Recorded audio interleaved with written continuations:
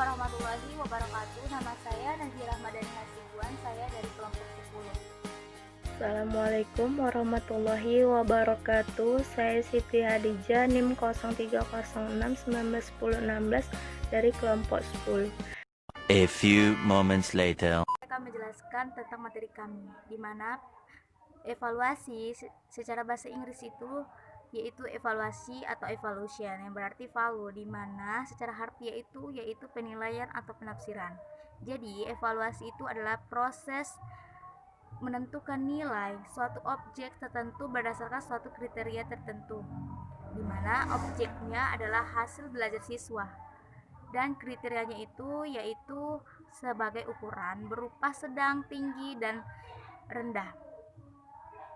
Dalam secara umum, evaluasi membaca itu adalah evaluasi pembelajaran membaca, yaitu suatu kegiatan untuk memperoleh informasi tentang hasil pembelajaran membaca, kemudian mengolah dan menafsirkan dengan tolak ukur tertentu.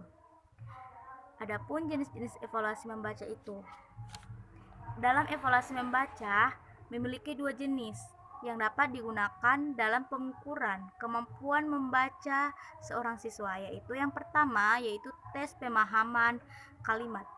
Yang dimaksud dengan ini yaitu dimana dengan memberikan gambar atau menyajikan kata frasa dan pilihan jawaban dalam tes ini biasanya diukur kemampuan siswa dalam menguasai kosakata dan bahasanya itu ataupun tata bahasanya tersebut. Dan yang kedua itu adalah tes pemahaman wacana, yaitu yang dimaksud dalam hal ini yaitu tes kemampuan membaca yang interaktif atau terpadu. Berarti kalau sudah terpadu berarti yang utama. Dalam tes ini kemampuan yang diukur seperti struktur, kosakata, pemahaman, isi bacaan, dan gagasan. Baiklah, itu saja yang bisa saya sampaikan. Assalamualaikum warahmatullahi wabarakatuh. Saya Siti Hadijah, NIM 0306191016 dari kelompok 10. Saya akan melanjutkan dari teman saya tadi, yaitu unsur-unsur dan teknik evaluasi menulis. Yang satu, unsur-unsur evaluasi menulis yang menjadi bahan penilaian pengajaran menulis adalah sebagaimana yang ditulis oleh Suhendar dan kawan-kawan. A. Isu karangan, B. Bentuk karangan, C. Gramatika, D. Ejaan, dan E. Kerapian tulisan. Yang kedua, teknik evaluasi menulis. A. Menulis nama huruf, peristiwa, dan keadaan yang diperdengarkan. B. Menulis cerita berdasarkan gambar atau kerangka gambar. C. Menggunakan ejaan dan tanda baca secara tepat. Penilaian menulis di SDA. Bentuk penilaian. Bentuk tes penilaian dapat menggunakan bentuk esai dan objektif. Misalnya, bentuk tes esai bisa digunakan mulai dari kelas 1 sampai kelas 4. Tes objektif dipakai mulai kelas 3 sampai 4. Tujuan dan fungsi evaluasi.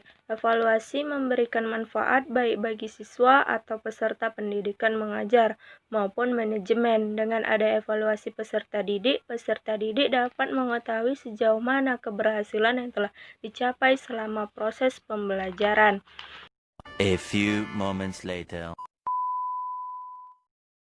Evaluasi membaca permulaan bertujuan yang berkaitan dengan kemampuan melafalkan dan tujuan yang berkaitan dengan pemahaman. Evaluasi menulis permulaan bertujuan untuk memperoleh informasi tentang kemampuan siswa dan menuliskan lambang-lambang bunyi dalam satu kalimat sesuai dengan ejaan. Contoh, huruf besar pada awal kalimat, tanda titik, tanda seru, tanda tanya pada akhir, dan sebagainya.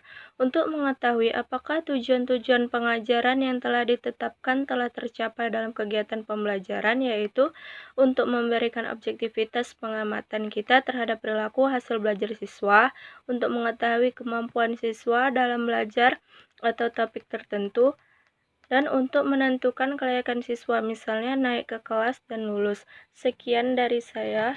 Assalamualaikum warahmatullahi wabarakatuh. 2 hours later. Mengaplikasikan evaluasi Evaluasi membaca. Dalam evaluasi dapat kita aplikasikan keterampilan membaca dengan beberapa metode, yaitu metode suku kata, metode bunyi, metode eja, metode global, dan metode kata. Pengertian dari metode eja adalah awal dalam pembelajaran membaca yang pengajarannya dimulai dengan pengenalan huruf-huruf secara alfabetis. Kemudian anak diajak untuk berkenalan dengan suku kata lalu merangkainya. B. Metode bunyi. Prinsip dasar dari proses pembelajaran dalam metode bunyi tidak jauh beda dengan metode eja atau abjad. C. Metode suku kata. Diawali dengan pengenalan suku kata seperti ba, bi, bu, bebo. Kemudian suku-suku kata tersebut dirangkai menjadi kata yang bermakna. D. Metode kata. Metode yang menjadikan kata sebagai dasar untuk suku kata atau huruf. E. Metode global. Metode global dalam pengajaran bahasa Indonesia untuk mengajarkan membaca dan menulis permulaan dengan menyajikan satuan bahasa secara utuh dan menyeluruh sehingga siswa dapat mengenal dan menyalin secara keseluruhannya, misalnya dengan memperkenalkan gambar. A few moments later.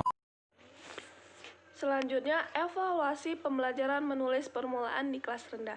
Evaluasi keterampilan menulis merupakan suatu evaluasi yang mengukur keterampilan siswa dalam menggunakan gagasan, menentukan teknik penyajian dalam pengarang, dan menggunakan bahasa Indonesia yang baik dan benar.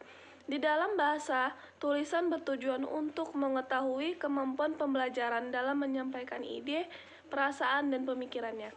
Menulis dan mengarang adalah proses menggambarkan suatu bahasa sehingga pesan yang disampaikan penulis dapat dipahami pembaca.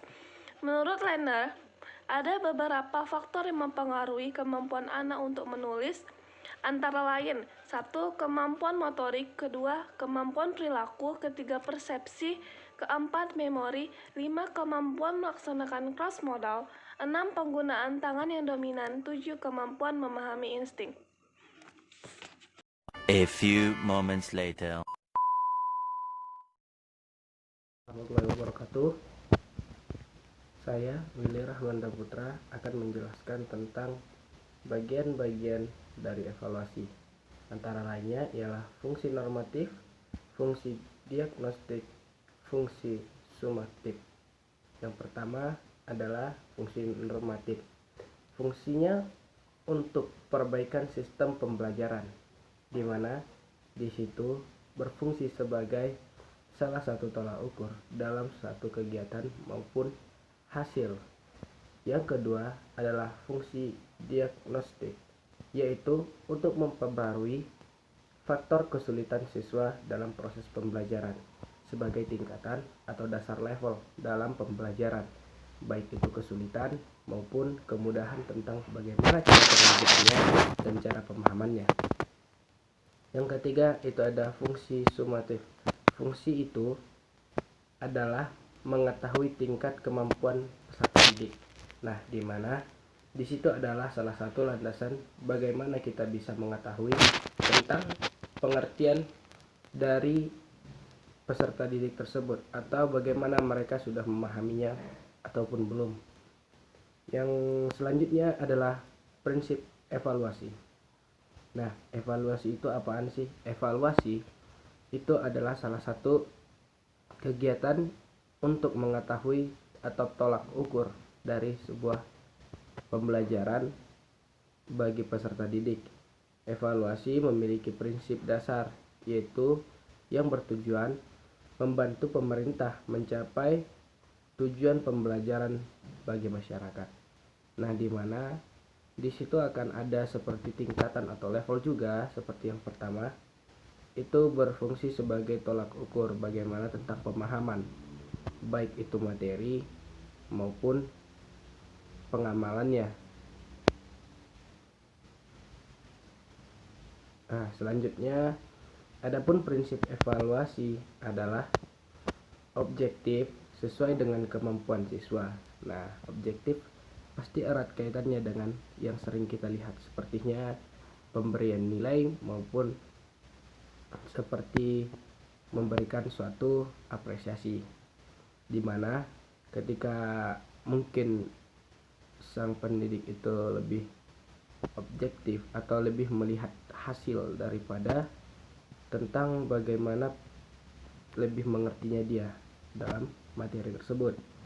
Yang selanjutnya ada kuantitas, itu berkesinambungan, di mana kuantitas itu cara penilaian yang berkesinambungan, tidak hanya untuk satu kali, contohnya tidak hanya untuk satu hasil, namun untuk kedepannya atau hasil-hasil selanjutnya. Yang selanjutnya itu ada komprehensif, berkaitan dengan sikap nilai, di mana di situ komprehensif akan melihat sikap dari peserta didik tersebut, apakah sudah layak ataupun belum. Nah, sang tenaga pendidik akan menilai dari sikap tersebut, baik caranya maupun lain sebagainya, tergantung pendidikan dan apa yang dipelajarinya. Yang selanjutnya itu ada praktis atau digunakan untuk peserta didik, yang dimana cara berpikir yang lebih singkat, lebih mudah, dan lebih padat. Jadi di sini hal yang praktis itu lebih condong kepada orang yang lebih kreatif dan tidak selalu berfokus dengan satu tujuan yang sama, namun dia akan memahami dan menyingkat bagaimana untuk mendapatkan hasil yang lebih mudah tetapi tetap sama kualitasnya. Yang selanjutnya itu ada akuntabilitas, rasa tanggung jawab, di mana rasa tanggung jawab tersebut berguna sebagai salah satu pendorong bagaimana peserta didik tersebut bisa menanggung-jawabi apa yang ia pelajari, baik itu seperti tugas maupun lain sebagainya. Syarat evaluasi yang pertama itu terpercaya, siapa saja yang menyajikan dan memberikan nilai hasilnya tetap tidak berubah-ubah. Nah, selanjutnya itu ada ketetapan atau sahih. Nilai didasarkan pada data yang mencerminkan kemampuan yang diukur